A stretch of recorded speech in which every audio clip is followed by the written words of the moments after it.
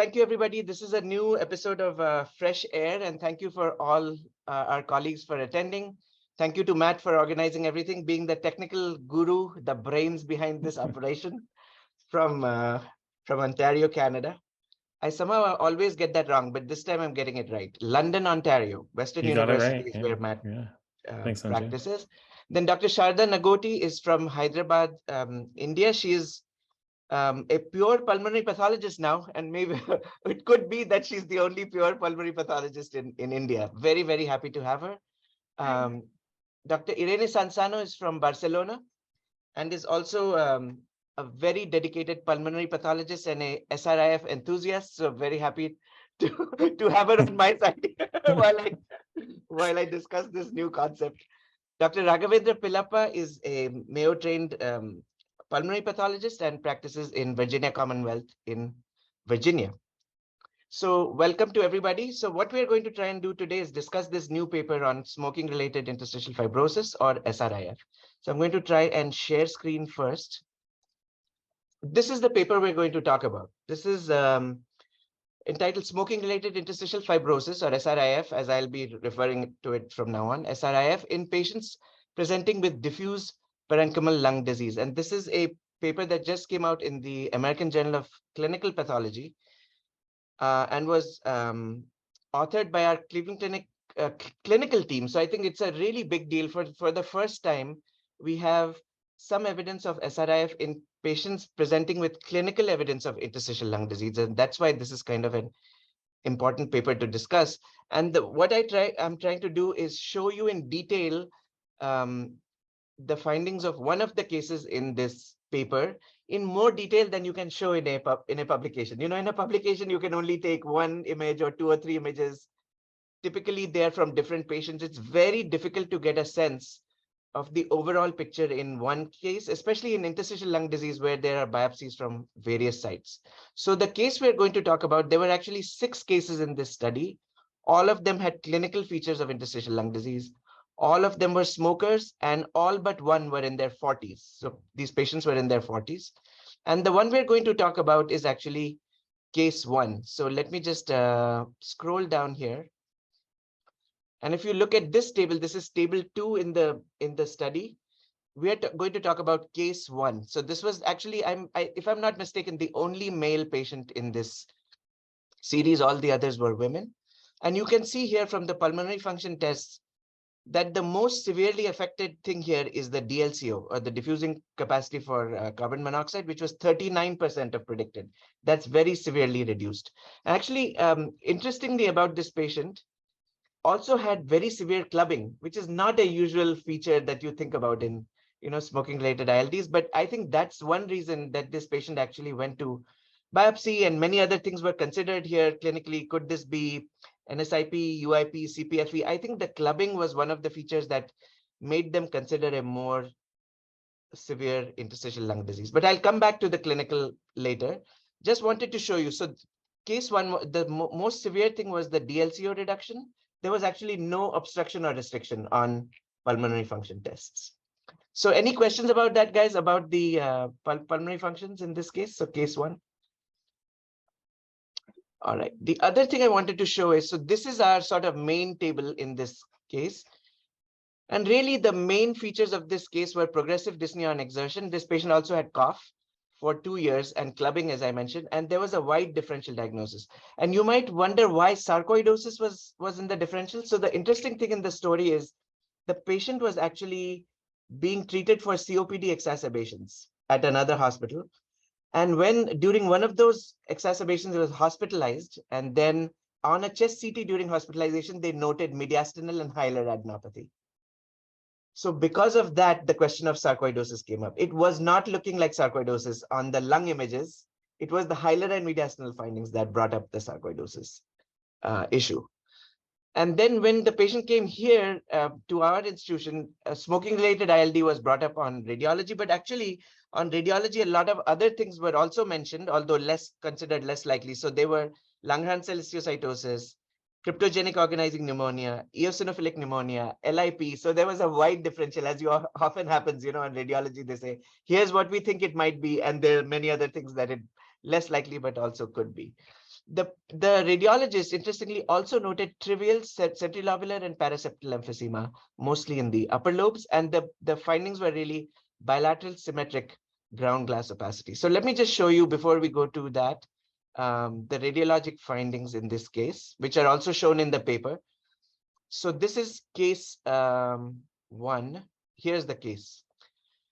So on the left-hand side, this is radiology from the upper lobe. You can see ground glass opacities predominantly in the periphery. Do you guys see it? Is it visible on the thing? Predominantly peripheral ground glass opacities. Here's the middle lobe. Again, you can see very faint haziness, predominantly in the periphery. Actually, there is some subpleural sparing, which is interesting when we think about, NSIP versus UIP, and this often comes up, subpleural sparing. And again, in the lower lobe, there is ground glass opacity. There's a single cyst. I hope you guys can see. There's only one cyst in the lower lobe. So that's why they thought LCH was not likely. There's no nodules. It's not upper lobe predominant. There are no multiple nodules. But definitely a background that looks like it could be smoking related. And it's one thing is, I think, worth emphasizing here is when the patient comes in these scenarios to the clinician, often it doesn't come with a label of, is this RBILD or DIP? That's not how the patient presents. It presents with, recurrent pneumonias, hospitalizations, other things are going on, and it's not immediately apparent that ground glass opacities in a patient are smoking related. So I think the biggest thing that pathology does is to confirm that the changes are in fact smoking related and not related to autoimmune disease or LIP or many other things that can happen here. So let's now switch from this to the whole slide imaging. And can you guys just let me know if you can see the whole slide images here? You can see them. You can see it? Okay, great. So I'm going to start actually with the middle lobe. So this is whole slide images from the right middle lobe. And one thing I'd like to show you is right from the lower mag that this is not diffuse disease in the middle lobe. Do you guys agree? Everybody in agreement? Not diffuse? Yeah, definitely. And I want to show you, and this it kind of brings up the issue of DIP, DIP RBILD. Would anybody think that this picture is a good fit for DIP? No. No. No, anyone? No. No. Right. First of all, there's barely any macrophages, in DIP, at least the classic DIP described, you want lots of alveolar macrophage filling all over the lung. You can quibble about should it be 80%, 90%, 100%, but most of it should be filled, right? There's barely anything here. There are macrophages. Actually, if you go high mag, there are smokers macrophages, a few. Yeah. But it's not like how it's described in DIP, right? Irene, would you agree with that? There are more at right side next to the bronchiole. Correct. So now let me show you what is actually abnormal here. So here is the abnormality. And I'm going to high mag just to show. So you can see even within this field, there is little bit of normal lung on the right below and very abnormal lung on the left above, which is all expanded. The alveolar septa are expanded. And I hope everybody can agree that there is there's fibrosis in the alveolar septa. Would you agree? Yeah. Fibrosis in the alveolar septa, it's ropey, there's interstitial expansion, and there are macrophages. So there are those macrophages. If you go to really high mag, you can see that some of them are pigmented, although it's very faint, the kind of smokers type of pigmentation. It's not very prominent. And then let's talk about emphysema for a second. So guys, Sanjay, I want your thought on whether this is emphysema or not. It might be useful for the audience to go over what you mean by ropey collagen, because I think that's an important. Yes, and in this case, nicely shows that. Yeah, let's change the field and go to another spot and then go to ropey collagen. So let's go here. I just want to show as much of this biopsy as possible, so you get an feeling for the distribution here. Okay, let's go to high mag. And I'm going to almost the highest possible mag here. And what ropey collagen is this stuff in the interstitium or the alveolar septa is collagen, right? It is fibrosis. It's very paucicellular, meaning that there are only a few inflammatory cells. Actually, it's not completely paucicellular. There are some lymphocytes. So there are a few here. There's a few here too, but most of it's predominantly paucicellular. And where the arrow is now is actually the ropey collagen. So it's a collagen that actually waves a little like that. You know, it goes, and let me just follow it. It goes like this, up and down, up and down, up and down, up and down. That's the ropey collagen. It kind of has a serpiginous outline. And in SRIF, one characteristic thing is that when you go to some areas, you can actually see smooth muscle bundles intermixed with that ropey collagen. So it goes collagen, smooth muscle, collagen, smooth muscle. It's a very interesting pattern. And you'll see that here and there. Like here, these are smooth muscle bundles. That's not collagen. This is smooth muscle, but it's intermixed with the collagen. So it's a very interesting mix of the two things. But very unlike NSIP, it's not a uniform admixture of, you know, in chronic inflammation and fibrosis. It's the fibrosis that dominates the picture. And unlike NSIP in this, at least in this field, you have a lot of normal lungs. So here, nobody would argue that this is NSIP, right? I mean, you have got completely normal lung in between. And I hope we will agree that although there is subpleural fibrosis here, this is not UIP. Would everybody agree with that? Yeah. Why is it not UIP? There's not significant scarring here. There's no honeycombing. There are no fibroblast foci. So I think one of the things worth mentioning here is people actually see this kind of subpleural fibrosis and because we keep on saying UIP is subpleural, UIP is subpleural, the moment they say subpleural fibrosis, they think this can be UIP. And that's not correct. Actually, one of the series cases in our series, it's mentioned in the paper, was actually misdiagnosed as UIP. At an outside institution and came to us with a clinical diagnosis of IPF because of the pathologic misdiagnosis of UIP. So I think UIP is really in the differential of SRIF because of this, because the fibrosis can be patchy, it can be subpleural. And, you know, you think of, you know, another dogma in UIP, this is there should be very little inflammation. There should be very little inflammation. So that's also true of SRIF. You know, there is very little inflammation. So when people look at subpleural, very little inflammation, patchy, I can see why they think UIP in this, although there really is not enough scarring and architectural distortion here to call it UIP. Actually, So, I think UIP has more inflammation than SRIF in the scar parenchyma. Absolutely, absolutely. I totally agree with you, makes Irene. me think. Yes, UIP. So what she said is UIP, actually, most cases of UIP have more inflammation than you see in SRIF. Actually, there's more inflammation in UIP than in SRIF. And sometimes UIP can have very florid inflammation because of superimposed OP or DAD or whatever other superimposed things are going on. And before I just go away from the middle lobe, I started with the middle lobe because this has a beautiful respiratory bronchiole. I hope you guys agree. So there's an artery here and a respiratory bronchiole there. You can see it's incomplete. The reason it's a respiratory bronchiole is because there's partly bronchiolar epithelium and partly it goes into the alveolated lung. So the reason I wanted to show respiratory bronchiole is because people ask, why is this not respiratory bronchiolitis? Why is this not RBILD? So let me ask you guys, does anybody here think that this is a respiratory bronchiolitis here within this respiratory bronchiole? Anybody? This is as normal a respiratory bronchiole as you can do. You can put this in a textbook, you know, as a normal respiratory bronchiole. So it would be completely wrong, you know, to label this as RBILD. It does not meet any criteria. If you want to label something as RBILD without any respiratory bronchiolitis, you're free to do that. But that's not the case here. There's nothing, it's not even in the respiratory bronchiole. So that's what I would like to show in the right middle lobe. So now, Matt, I'm Can I going ask you to a question about that before we go go ahead, on? please. Yeah, So as I noticed in the history, she stopped smoking 3 months prior. I don't. Is that where like the pigmented macrophages first leave the respiratory bronchiole? Like, because you would expect to see in an active smoker like pigmented macrophages in the respiratory bronchiole, right? And in this case, it seems to be more that they're kind of just left out in the periphery. But I don't know if I've ever correlated that. I don't know. I'm not sure that a 3-month quitting would immediately result in, you know, going away. But yes, you know, if this person had quit, let's say 5 years prior to this presentation, I'd say now I can understand why the macrophages are gone, because this patient has quit for such a while that most of that thing has gone away. With recent quitting, I'm not sure that I would buy. And as you will see in the other lobes, it's actually not gone away completely. In fact, let me just, you bring up a good point, Matt. Let me just go back.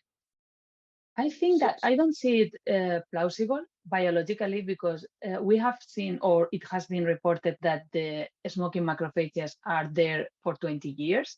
So Yes. I don't think that the macrophages live 20 years. These are new macrophages, baby macrophages that are full of dirtiness that is there. So I don't think that in 3 months the dirtiness has disappeared. So the place of the macrophages, I don't see it plausible. I guess I was just wondering, do they leave the respiratory bronchiole first? Is that the first place they're lost, right? Yeah. But I think the dirtiness would be in the respiratory bronchiole. It's not that the macrophages are there for so many years or for months. If you say they live in 3 months, I think it's not enough. It's not enough to have cleaned the bronchiole. But maybe it's. Yes, actually, Matt, the data that Irene is citing is in Dr. Katzenstein's old paper, on respiratory bronchiolitis. Yeah. This is the Frege and Katzenstein paper, American Journal of Search Path. And there they showed, and actually they took a very detailed smoking history prospectively in that study. And in that case, they showed that in some cases, like the extreme of that was up to 30 something years, the patient had quit and still there were those dirty macrophages in the alveoli. So I think going away with recent quitting is not very plausible. And I'm not sure. I think the respiratory bronchiole question is a good one. Does it disappear from there first? But I don't know if we have any data.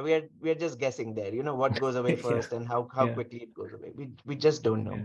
So now I can extrapolate the guessing a little more, because the macrophages are already recruited, right? Like Irene was saying, baby macrophages, the younger macrophages. So the 3 months quitting there, the macrophages are still waiting for the person to go back to smoking so that they can have more exposure to pigment, so that they have more work. So the 3 months is not enough for them to make a decision to decrease in numbers, because they've already recruited so many. So I think that's my story of guessing. I like it, Raghav. I like that you're giving the macrophages like a mind, they're making a decision, making a decision on whether to eat it. Can I ask you guys a question? I want everybody to chime in, including Sharada, please. So I'm showing you low mag, guys. Do you think there is emphysema here in this section? I think so. Yeah, there is. Like here, I'm going to put the arrow there in the subpleural lung. Would you buy that that's emphysematous? Yes. Yeah, so I found in this paper, very interesting thing is that there are cases like this where there is emphysema. It's not rip-roaring like with big bullae or anything, but there is some emphysema. It's not very striking, but it's there on the pathology. And in some of the cases in this series, the radiologist didn't see any emphysema on CT. Even when we went back and reviewed with an expert. Do you inflate the biopsies? No, we don't. We don't. Are you? So could it be that that's the reason? Is that what you're suggesting? I sometimes have thought, because sometimes, especially when I tell the residents not to inflate with the straps, because some people have done that, to inflate little pieces of lung, and I think it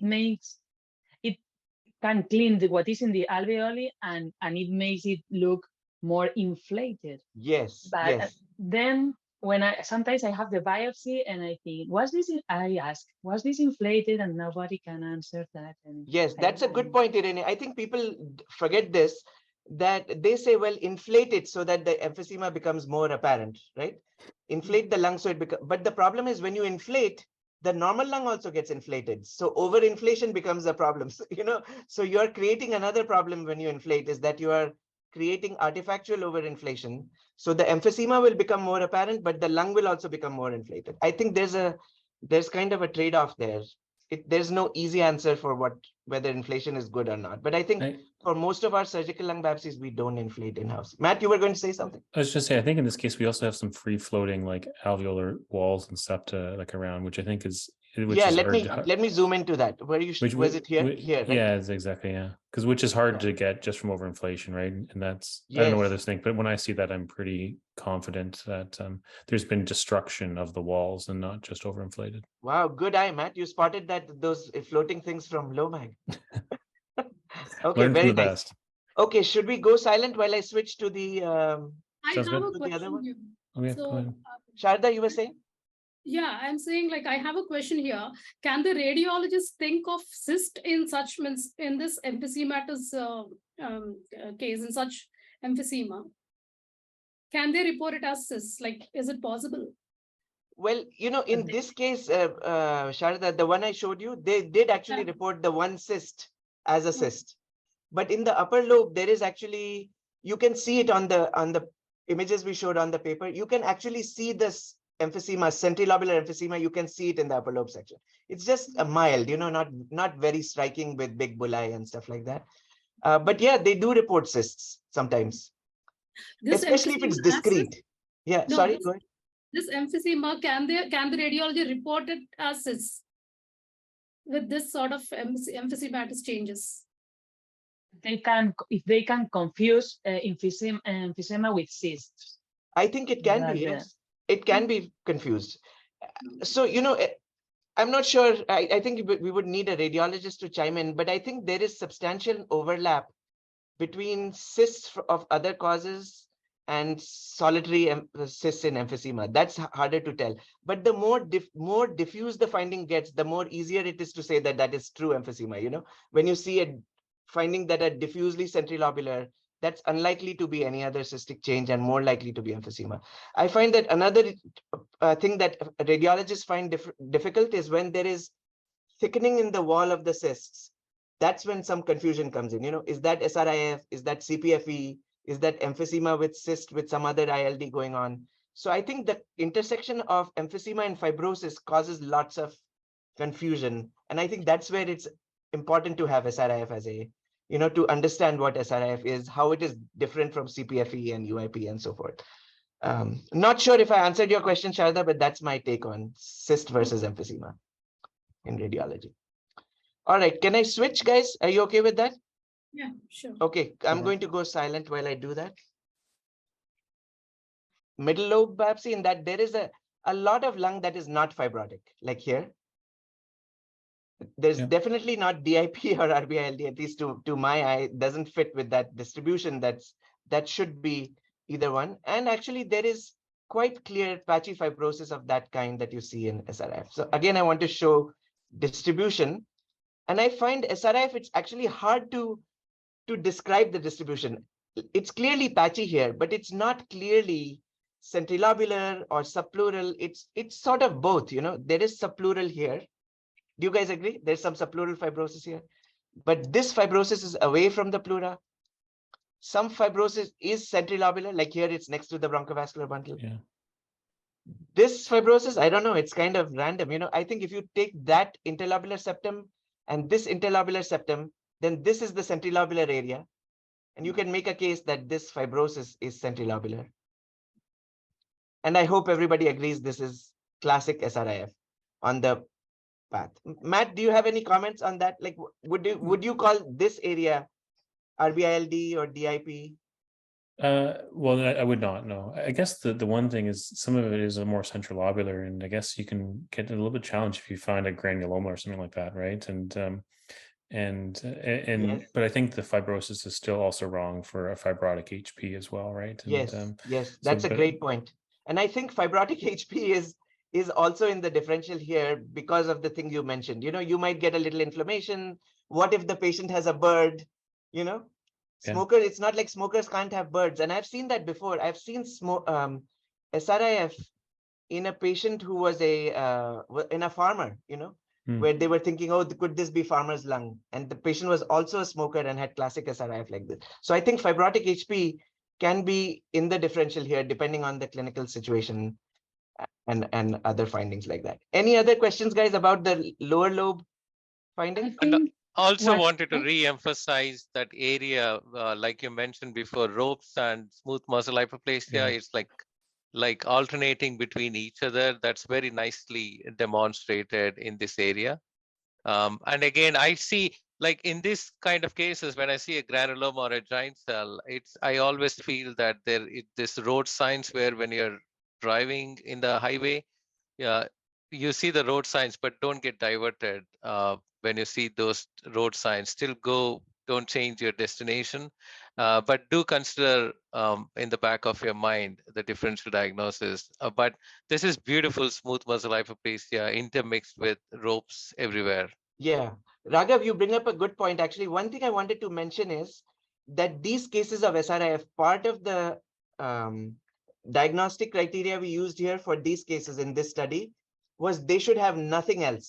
So they should have no Langerhans cell histiocytosis, no UIP, no significant scarring. We excluded those cases. Anything that was suspicious for UIP, we got rid of that. Suspicious for UIP, no fibroblast foci, no diffuse alveolar damage. But you know that those things can happen in patients who smoke. So you know there are many overlap cases where you have both things, and that's going to be another paper, a different paper altogether. Mhm. So these are pure SRIF cases. So Yeah, what's that, Sharda? I was thinking of a burnt out LCH in this as a Yes, that's actually a great point. So, you know, if there were more stellate scars everywhere and less of this alveolar sept, I would actually seriously consider that. Sharda, I think that's one of the closest things to SRIF is burnt out LCH. But in that you tend to have more, you know, the scars are more stellate. There's less of this alveolar septal expansion and more of the, so there is, in other words, there is more architectural distortion in burnt out LCH than is in SRIF. But in fact, that's very close. And in burnt out LCH, you can also have SRIF in the background. So it makes it very, very challenging. That's a great point. Great point. All right. So I'm going both are due to smoking. I was thinking the same as Sharada, that Yes. I think airway-centered fibrosis, for me, airway-centered fibrosis has to come with more inflammation and with bronchial metaplasia. This, for me, is classic SRIF, no matter where it is, because we know it can be airways around airway or next to pleura. But scarred Langerhans cell histiocytosis is something I would think. Yes, that's a great point. Sharda, just and both to you and Irene both, see there's an interlobular septum going here. Yeah. So the difference between scarred LCH and SRIF. So here you see this is kind of like a diffuse alveolar septal expansion. This would not be scarred LCH. You know, scarred LCH would be a localized scar. That's the point I'm trying to make. Okay, I'm going to shift now, and now I saved the best one for the last is right upper lobe. So I'm going to switch. Okay, I'm going to go silent and switch to upper lobe. Now we are back to the right upper lobe of this patient. And the reason I think this is just a spectacular example is I think this is the closest that SRIF gets to mimicking fibrosing NSIP. And actually, if you go to now, I want to give a shout out to the 6 patterns thing of Kevin Leslie and Max and the people from Mayo Scottsdale. There's a beautiful description on the 6patterns.org website of how SRIF is a perfect mimic of fibrosing NSIP, and kudos to them for recognizing that, because I'm so happy that somebody else agrees that is, you know, those things can be very, very similar. So I want to show you here SRIF in the upper lobe of this patient looking exactly like fibrosing NSIP. So look at this, how diffuse and uniform the findings are. Wow. Look at that. It's just beautiful because it is truly, you know, actually this is more classic NSIP than any NSIP I've ever seen. It's just very uniform. And as you go to the high mag, you see that actually it's the characteristic of the fibrosis that tells you this is not NSIP, that this is SRIF. You can see, just like Raghav pointed out, the mixture with smooth muscle bundles, you see that? The ropey, wavy collagen there, the paucicellular nature. But actually, this is also a case, the right upper lobe, where you could be most likely to call it DIP, because there are actually a lot of macrophages all over. So Matt, here I'm with you, that a case like this, many people would call DIP. So if you ignored the middle and lower lobe and only looked at the upper lobe, you could say, well, why is this not DIP? There are so many macrophages all over the place. And I think what people do in many papers is, instead of showing the overall picture, like I did here, lower lobe, middle lobe, upper lobe, they just show one high mag 40X like this. And they say, this case was DIP, open and shut case. So can I ask a question then? So what if all the lobes look like this, and there was this amount of macrophages everywhere, what would you call it? I would still call it SRIF based on the fibrosis, man. Would you comment at all about the macrophages, or Yes, does that? yes, Okay. yes. Although And I so, don't think it makes any difference whether the macrophages are less or more, but I do put that in my comment. okay. But I don't, as long as the fibrosis is present, Matt, I always call it SRIF. Okay. As long as it's this kind of fibrosis, I always call it SRIF, regardless of how many macrophages are in the back. But I will acknowledge that this is the kind of picture that causes difficulty. You know, this is where you can make the best case that this could be DIP. But nobody could look at the middle lobe and lower lobe and say that that is DIP. And actually, that is an argument against calling it DIP, is that you have big areas of normal lung. It does not fit the criteria. Even if you think that DIP is a good name to give it, it doesn't fit the criteria in this case because of the middle and lower lobe. And the third point I want to make before I go silent and let you guys talk is that it's very important to emphasize that the distribution of changes is actually quite different from lobe to lobe and from slide to slide and from field to field in smoking related entities. It is not as straightforward as is made out in the RBILD DIP paradigm. So RBILD is only around the bronchioles, rest is normal.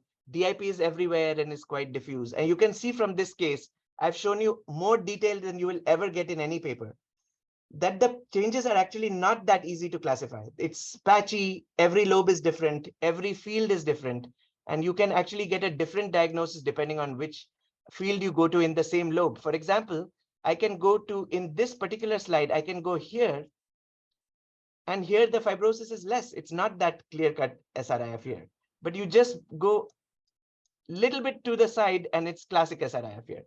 So I want to emphasize that as my final point, the variability from area to area in smoking related interstitial fibrosis.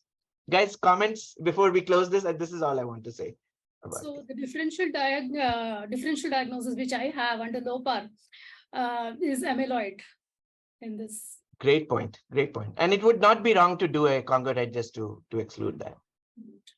Yeah. Yeah. The other point I wanted to make was means the figure 2 is brilliant. Like you mentioned, it gives you a global picture of what's going on radiology, the different lobes, how much of ground glass opacities were seen, and the distribution, and then the histopathology, how it was distributed. The point I wanted to emphasize was these were all like some flavor of ground glass opacity, but they were interstitial fibrosis with this characteristic lopical collagen.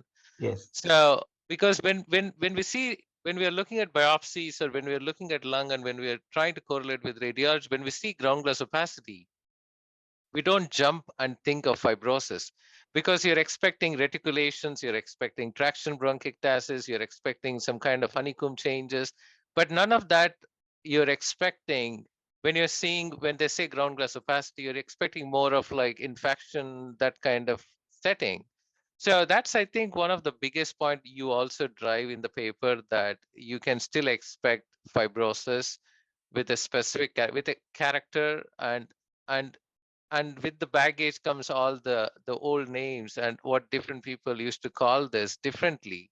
Yes. Like if I use in the comment, like you made a very good point that you would acknowledge that this would be a challenging one, and different people would use some of the previous names.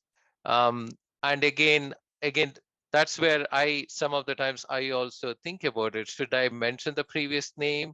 And now this is what we think of the new name, something like a new name, or it was already there, like an old wine in a new bottle. So something like that. But I think the important point is it can look like UIP where the subpleural component, but look for other features of UIP and drive away from not going that direction and sticking to what this patient might really have it. Even though there's ground glass opacity and no features of other like radiology features. Can I make a question to you, Raghav? These are great points. Actually, the point about you don't expect to see interstitial fibrosis when you have ground glass opacity is a great point. Can I ask you a question in return? Yes, because I've been thinking about this a lot, because this is a very, very big point that the reviewers brought up and everything. So let me ask you a question. In hypersensitivity pneumonitis, right? Classic cellular HP, where you have ground glass opacities, they are a major feature of the radiology, right? What is it that explains the ground glass opacities? Yeah, good question. I have not thought about it that way, but I was kind of when you said hypersensitivity pneumonitis, I was going that direction. I feel again, yeah, I feel it's all the inflammation around the airway and the Where is it? peribronchial. Where is the inflammation? In the interstitium, right? In the interstitium, exactly. In the Right. So interstitium, in ground because glass, so in hypersensitivity, we accept that yes, interstitial changes can cause ground glass opacities, correct. right? But in the smoking related entities, we said, no, no, no, no, it can't be interstitial. It's the Yeah, airspace stuff that explains the ground glass opacities. It's actually so interesting to me yeah, that in interstitial lung disease, we see an interstitial finding and we say, no, it can't be interstitial. Don't call it interstitial because it's the macrophages that matter. It's such an correct. interesting mind game that we have been forced to play, that in interstitial lung disease, we find an interstitial finding, and we have been trained over the decades to ignore the interstitium and only look at the airspace, because we say ground glass can only happen from airspace macrophages. And hypersensitivity, I think, is the classic counterpoint to that. We know that in hypersensitivity pneumonitis, the interstitial findings cause ground glass opacities. It's Right. it's diffuse interstitial lymphocytosis. Even the bronchial inflammatory infiltrate in the bronchioles is interstitial. It's not airspace. So I think this concept should change, is that the macrophages are the only thing. I can accept that the macrophages are contributing to the ground glass opacity. I think that there's no question that, but I think that the interstitium also contributes to the ground glass opacities, and it's not possible to be sure whether it's interstitial or airspace or both. It's impossible to be sure. Same in hypersensitivity. It's impossible to be sure whether it's just the interstitial inflammation or the foamy macrophages that are in the airspaces or both. It's impossible to be sure what is causing the ground glass opacities. Great point, Raghav. You gave me a chance to talk about it. Just like ground glass nodules. Ground glass nodules are ground glass and are lipidic. Yes, how about adenocarcinomas, which are adenocarcinoma in situ? If I told you, hey, adenocarcinoma in situ, where are the macrophages in the airspaces? How come this is ground glass? Nobody would say, oh, no, no, interstitial things can't cause ground glass opacities. That's the classic example. Thank you, Irene. Another beautiful example of a purely interstitial thing, right? That lines Can the I alveolar septa that causes ground glass opacity. Great. can I add one more, since Yeah. you said adenocarcinoma in situ and brought up the lipidic? I was also wondering about this as a lipidic type of fibrosis. Yeah, yeah, because it's purely alveolar septum. if there is one, this is the lipidic fibrosis. This is true lipidic. That just confuse everyone if we call this lipidic fibrosis. Okay, any comments, Sharda, and last comments before we get off this topic?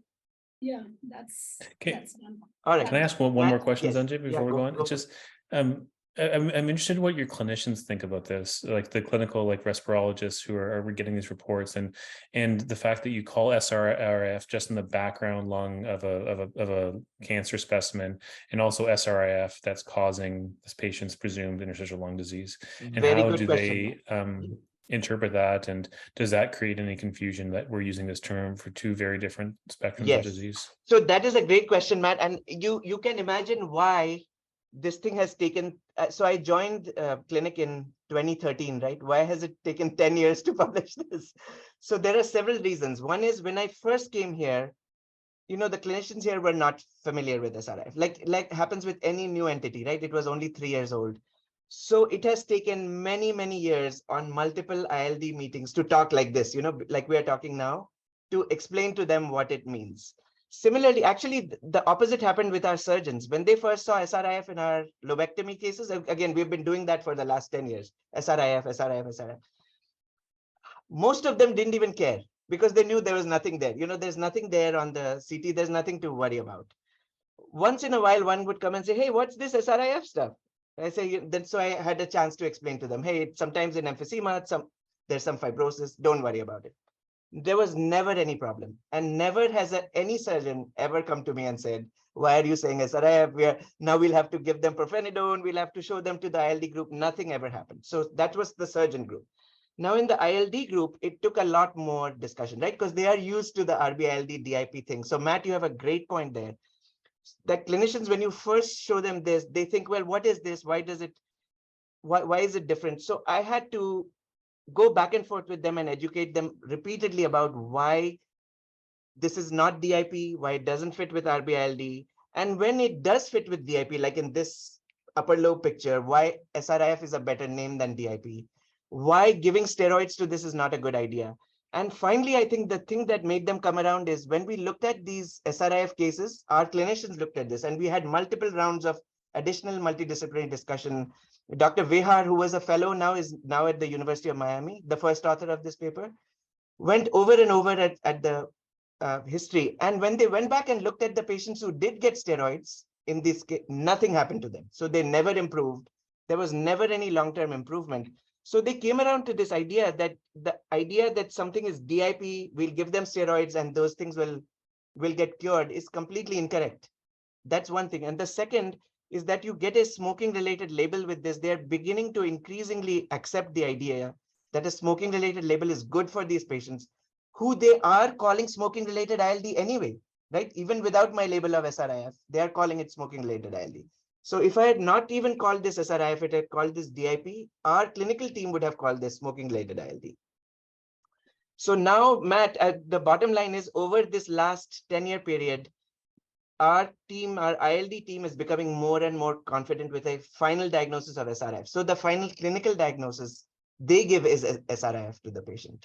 And that's taken a while. You know, it doesn't just happen. We can't just say, oh, the ATRS ERS said this is SRIF, so we call it SRIF. You know, it's taken more of a iterative step-by-step approach.